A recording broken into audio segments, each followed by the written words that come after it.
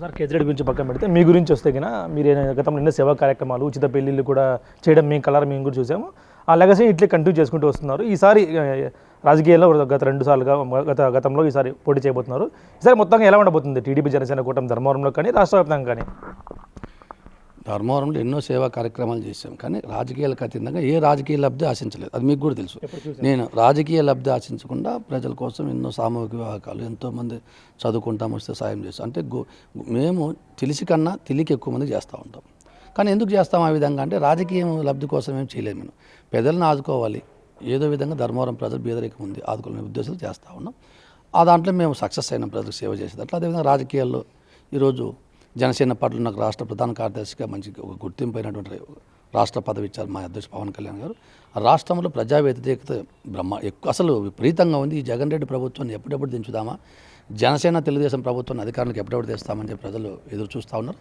తప్పకుండా 2024లో వచ్చే సార్వత్రిక ఎన్నికల్లో జనసేన తెలుగుదేశం పార్టీ విజయదుందు మోగిస్తుంది. రాష్ట్రాన్ని కాపాడుకునే బాధ్యతను పవన్ కళ్యాణ్ గారు తీసుకున్నారు. ఎట్లా ఉంది పరిస్థితి ధర్మవరంలో ఓవరాల్గా? టికెట్ ఎవరికి వస్తే మేరంటూ కూడా అనేక ప్రచారాలు బయట జరుగుతూ ఉన్నాయి. శ్రీరామ లేదంటే మధుసూదన, ఈ 2 పేర్లు కూడా విపరీతంగా ప్రచారంలోకి వస్తున్నాయి. ఎవరికి ఇస్తే విజయం ఎక్కువ శాతం ఉందనుకుంటున్నారు? ఇప్పుడు ఎవరెవరి క్వాలిఫికేషన్స్ వాళ్ళకున్నాయి. ఇప్పుడు పరిటాల శ్రీరాము ఆ అబ్బాయి కుటుంబ నేపథ్యం బ్యాక్గ్రౌండు, వాళ్ళకి ఆ నాన్న ఎక్స్ఎమ్మెల్యే మాజీ మంత్రి, వాళ్ళమ్మ ఎక్స్ఎమ్మెల్యే మాజీ మంత్రి, కుటుంబ పరంగా రాజకీయ పరంగా బ్యాక్గ్రౌండ్ ఉన్నటువంటి వ్యక్తి. నా విషయానికి వస్తే నా వ్యక్తిగతంగా నాకు సొంత బ్యాక్గ్రౌండు చాలా ఉంది. ఎందుకంటే ఎన్నో ఉద్యమాలు చేశాను. నేను 100 ఎకరాల భూముల్ని ప్రజలకు పంపిణీ చేశా. దాదాపు 1350 ఎకరాలు ఈరోజు కాలనీలుగా నిర్మించారంటే అంతా మేము ఇచ్చిన రేగట్పల్లి సొసైటీ భూములు మేము ఉద్యమం చేసి మేము దాని మీద పోరాటాలు చేసి రేగట్పల్లి సొసైటీ భూమి ప్రజలకు ఇచ్చాం. ఈరోజు 100 ఎకరాలు ఇచ్చాం. ఎక్కడ మేము 1 సెంటు భూమి కూడా మేము తీసుకోలేదు. దాంట్లో 1350 ఎకరాలు భూమిని ప్రభుత్వానికి అప్పగించి ప్రజలకు పంచమని చెప్పి 1 సెంటు కూడా మేము తీసుకోలే. అదేవిధంగా ఎన్నో వేల కుటుంబాలకు వివాహాలు జరిపించాం, ఎన్నో వేల కుటుంబాలకు సహాయం చేశాం. అంటే నాకు సొంత బ్యాక్గ్రౌండ్, అంటే నేను ఒక వ్యవసాయ కుటుంబం నుంచి పైకి వచ్చినటువంటి వ్యక్తిని. అంటే సొంత కష్టార్జితంతో నా సొంత కాళ్ళ మీద నిలబడి నేను రాజకీయంగా ఎదుర్కొంటూ మెట్టు పేర్చుకుంటూ ఎదిగినటువంటి వ్యక్తిని. అంటే ఎవరికి ఉన్న క్వాలిఫికేషన్స్ వాళ్ళకు ఉన్నాయి. తప్పకుండా ధర్మవరం జనసేన పార్టీకి వచ్చినా, తెలుగుదేశం పార్టీకి వచ్చినా, నాకు వచ్చినా, శ్రీరామ్కి వచ్చినా తప్పకుండా ధర్మవరంలో జనసేన తెలుగుదేశం పార్టీ ఉమ్మడి అభ్యర్థిని గెలుస్తారు. ఇప్పుడు నాకు వచ్చినా తప్పకుండా నాకు వాళ్ళు కూడా సహకరిస్తారు. శ్రీరామ్ కానీ సునీతమ్మ గారు కానీ నాకు తప్పకుండా సహకరిస్తారు తెలుగుదేశం వాళ్ళు. ఎందుకంటే తెలుగుదేశం తప్పకుండా ఖచ్చితంగా నేను చెప్తాను. చూడు, నాకు వస్తే తప్పకుండా వాళ్ళు సహకరిస్తారు. వాళ్ళకు వచ్చినా అదే స్థాయిలో నేను తప్పకుండా వాళ్ళకి సహకరిస్తా. నాకు ఎమ్మెల్యే అభ్యర్థి అయితే నేను ఎంత కష్టపడతానో వాళ్ళకు వచ్చినట్లే చేస్తారు. వాళ్ళు కూడా వాళ్ళ ఎమ్మెల్యే అభ్యర్థి అయితే ఏ విధంగా కష్టపడతారో నాకు కూడా అదే విధంగా చేస్తారు. ఎందుకంటే చాలా సంవత్సరాల నుంచి గతంలో కూడా నాకు అందరితో పరిచయాలు ఉన్నాయి. తెలుగుదేశం పార్టీలో నేను పనిచేశాను. గతంలో కూడా పనిచేశాను. వాళ్ళ కుటుంబాలతో కానీ తెలుగుదేశం పార్టీ కుటుంబాలతో ప్రతి ధర్మవరంలో ప్రతి తెలుగుదేశం పార్టీ కార్యకర్త కుటుంబంతో కూడా నాకు సన్నిహిత సంబంధాలు ఉన్నాయి. మధుసూదన్ రెడ్డి అంటేనే మా లోకలోడు, ముందు నుంచి మనకు కావాల్సినోడు అనేది ప్రజల్లో అయితేనేమి, తెలుగుదేశం కార్యకర్తలు అయితేనేమి, జనసేన కార్యకర్తలు అందరిలో ఉంది. కాబట్టి ప్రతి ఒక్కరు నన్ను తప్పకుండా వాళ్ళు ఆదరిస్తారు, నాకు చేస్తారు. నేను కూడా అట్ ద సేమ్ టైం వాళ్ళకు వచ్చినా అదే స్థాయిలో చేస్తాం. చేసి ఇక్కడ ఒకటే కాన్సెప్ట్, ధర్మవరంలో కేతిరెడ్డిని ఓడించడమే, ఇంటికి పంపించడమే మా టార్గెట్. ధర్మవరంలో కేతిరెడ్డి ఇంటికి పోవాలి, రాష్ట్రంలో జగన్ రెడ్డి ప్రభుత్వం పోవాలి. తప్పకుండా ధర్మవరంలో కేతిరెడ్డిని దింపుతాం, రాష్ట్రంలో జగన్ రెడ్డిని దింపుతాం. రాష్ట్రాన్ని కాపాడుకుంటాం, ధర్మవరాన్ని కాపాడుకుంటాం. దానికి జనసేన పార్టీ కీలక భూమిక పోషిస్తుంది. కొన్ని పత్రికల్లో వార్తలు వస్తున్నాయి, టీడీపీ జనసేన బయటకు కలిసి ఉన్న లోపల కత్తులు నూరుకుంటున్నారు, సహకరించే ఈరోజు కూడా కొన్ని పత్రికలు చూసాం వార్తలు. ధర్మవరంలో ఏ విధంగా ఉంది పరిస్థితి? అలాగే ఉందంటారా? ధర్మవరంలో అసలు ఆ పరిస్థితి ఉండదు. ఇప్పుడు రాష్ట్రంలో కూడా జనసేన తెలుగుదేశం ఎవరు కత్తులు నూరుకోవాలి. ఊరికే ఇవన్నీ అభూత కల్పనలు, వైసీపీ ఒక మైండ్ గేమ్ ఇది. అంతేగాని ఎక్కడుంది చెప్పండి, మీరే చెప్పండి. ఇప్పుడు ధర్మవరంలో చూద్దాం. నేను టికెట్ ఆశిస్తున్నా, జనసేన పార్టీ ముఖ్య నాయకుడు పరిటాల శ్రీరామ ఆశిస్తున్నారు. మరి ఎక్కడైనా ఏమైనా గొడవ జరిగినాయా? ఎప్పుడైనా మేము ఏదైనా మీటింగ్లో పాల్గొన్నాం, బ్రహ్మాండంగా పాల్గొంటున్నాం, బ్రహ్మాండంగా చేస్తున్నాం. ఏ మీటింగ్లో పాల్గొన్నా కానీ బ్రహ్మాండంగా ఆదరిస్తున్నారు నన్ను కూడా వాళ్ళు. తప్పకుండా ఏ మీటింగ్ పోయినప్పుడు ఆ కార్యకర్తలు కానీ వాళ్ళు కానీ రిసీవింగ్ బ్రహ్మాండంగా చేసుకుంటారు. ఎక్కడ ఏం లేవు. నీకు రాష్ట్రంలోనూ లేదు, ధర్మవరంలోనూ లేదు, ఉమ్మడి అనంతపురం జిల్లాలో కూడా సమస్యలు లేవు. అంతలక్క జనసేన తెలుగుదేశం కార్యకర్తలు కలిసిమెలిసి పనిచేస్తారు. చిన్న చిన్నగా ఉంటాయి. ఇప్పుడు టికెట్ ఉంది, నేను ఆశిస్తున్నా, వాళ్ళు ఆశిస్తున్నారు. నాకు వచ్చిందనుకో వాళ్ళు 4-5 రోజులు మనస్తాం. ఎందుకంటే ఎవరికైనా ఉంటుంది అది. వాళ్ళకు వచ్చినాక నేనైనా కొందరు ఉంటారు. మా కార్యకర్తలు ఉంది. ఇప్పుడు మధు అన్నకు వస్తుందని చెప్పి హ్యాపీగా ఉంటారు. ఏదో పొరపాటు అయ్యి తెలుగుదేశానికి వచ్చిందనుకో డిసప్పాయింట్ అవుతుంది. నాకు వచ్చింది జనసేనకు, నాకు వచ్చింది అనుకో టికెట్, వాళ్ళ కార్యకర్తలు కూడా ఒక 4 రోజులు మామూలుగా ఎవరికైనా ఉంటుంది అది. అంతేగాని అది అంటే ఒక కుటుంబం మాది. అంటే మన అన్నదమ్ములు చిన్న చిన్న సమస్యలు గ్రామ ఇంట్లో వచ్చినప్పుడు వచ్చే సమస్య తప్పది. ఇక్కడ కొట్టుకునేటివి తిట్టుకునేటివి అనంతపురం జిల్లాలోనూ రాష్ట్ర వ్యాప్తంగా కూడా అంతా కలిసిమెలిసి పనిచేసి జనసేన తెలుగుదేశం ప్రభుత్వాన్ని తీసుకొస్తాం. మొత్తం ఎలా ఉంది సార్ టీడీపీ జనసేన కూటమి తర్వాత కూడా ఒకవేళ వేరే పార్టీలు వచ్చినా తీసుకుంటారు? మొత్తం పరిస్థితి ఎలా ఉంది ఓవరాల్గా జగన్మోహన్ రెడ్డి కానీ టీడీపీ కానీ జనసేన కూటమికి కానీ? జగన్మోహన్ రెడ్డికి ఆరిపోయే దీపం శాప చుట్టేసుకోవాల్సిందే. వాళ్ళు అయిపోయింది. రాష్ట్రంలో జనసేన తెలుగుదేశం కూటమి ఖచ్చితంగా అధికారంలోకి వస్తూ ఉన్నాం. 3 నెలల్లో డెఫినెట్గా అయిపోతుంది. గుర్తుపెట్టి తప్పకుండా 3 నెలల్లో కొత్త ప్రభుత్వం ఏర్పడుతుంది. ఈ ప్రభుత్వం ఇంటికి పోతుంది, జగన్మోహన్ రెడ్డి ఇంటికి పోతారు. రాష్ట్ర వ్యాప్తంగా తెలుగుదేశం జనసేన పార్టీ ఒకటే చెప్తా ఉండే నేను, 130 సీట్లు పైన, మా వాళ్ళు 150, 170 అంటున్నాం, 160 అంటున్నారు, కానీ 130 పైన 160 లోపల అది ఎన్నైనా రావచ్చు. అది మనము దాన్ని ఎందుకంటే ప్రభంజనం వచ్చినప్పుడు అది 160 కూడా వెళ్ళిపోవచ్చు. కానీ 130 సీట్లు తగ్గే ప్రసక్తే లేదు. ఎటువంటి పరిస్థితులు కూడా 130 పైచులకు ఎంత వచ్చినా రావచ్చు, రీచ్ ఎంతైనా కావచ్చు. ఖచ్చితంగా 130 పైన సీట్లు గెలుస్తాం. రాష్ట్రంలో మంచి పాలన అందిస్తాం, రాష్ట్రాన్ని అభివృద్ధి చేస్తాం. అదేవిధంగా మా ఉమ్మడి అనంతపురం జిల్లాను అభివృద్ధి చేస్తాం. మా ధర్మవరంలో చేనేతల్ని ఆదుకుంటాం, పట్టు వ్యవస్థను కాపాడుకుంటాం. ఖచ్చితంగా ప్రజల్ని, ముఖ్యంగా ఈ దుర్మార్గుల నుంచి ప్రజల్ని ఏ విధంగా కాపాడుకోవాలని మా ఆలోచన, ఆ విధంగా పనిచేస్తాం. సార్ మరోసారి మీ కేజ్రెడ్డి విషయానికి వస్తే కన్నా మీరంటే కేజ్రెడ్డికి మీ ఒంటి కాదు వేస్తుంటారు చాలాసార్లు, మీరు తిట్టడం ఆయన్ని విమర్శించడం చేస్తూ ఉంటారు. మీ మాటలకు అలాగే రాసే ఒక జర్నలిస్ట్ దెబ్బలు కూడా తిన్నారు పెనుగొండలో. గుర్తుంది మీకు విషయం? పెనుగొండలో ఒక జర్నలిస్ట్ని కేజ్రెడ్డి మనుషులు కొట్టారు అంటారు. అంటే ఎందుకు ఇంత వ్యక్తిగత కక్ష ఉందా మీకు? ఏమన్నా అంటే కేవలం ప్రభుత్వం జాయిన్ చేసిన విమర్శలేనా? ఇప్పుడు మేము జనసేన పార్టీ ప్రశ్నించే పార్టీ. అవతల కేదిరెడ్డా, బాతిరెడ్డా, యారెడ్డి అని చూడం. అన్యాయం చేసి ఎవరినైనా ఎదిరిస్తాం, ఎవరినైనా మాట్లాడతాం, ఎవరిని మీదైనా మేము ప్రశ్నిస్తాం, వారి బాధితుల పక్కన పోరాటం చేస్తాం. ఎన్నో సందర్భాల్లో చేశాం.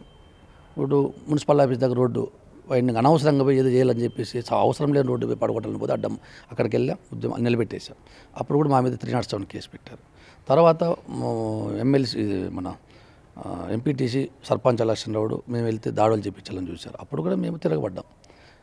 మా గ్రామంలో కూడా మా భార్య ఓటేసేకపోతే అక్కడ గొడవ సృష్టించి ఒక అనవసరమైన గొడవ, లాస్ట్ మా భార్య మీద కూడా కేసు పెట్టారు.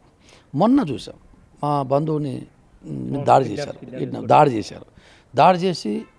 దాడి చేయడమే కాకుండా మళ్ళీ మా మీద కేసు, నా మీద ఆమ్స్ యాక్ట్ కేసు పెట్టి, మా ఇంటి దగ్గర సెక్యూరిటీ ఉంటుంది, ఆ సెక్యూరిటీని, ఇంటి దగ్గర ఉండే సెక్యూరిటీని ఎక్కించుకొని పోయి వచ్చి మా పోలీస్ స్టేషన్కి సెక్యూరిటీ గన్ను పీక్కొని ఆ గన్ను తీసుకొని మేము బెదిరించినట్ల ఒక కథ సృష్టించి ఒక వైసీపీ కార్యకర్తను పిలిపించుకొని, కేతిరెడ్డి అనుచరులను పిలిపించుకొని ఒక కేసు రాపించుకొని నా మీదే కేసు పెట్టేశారు.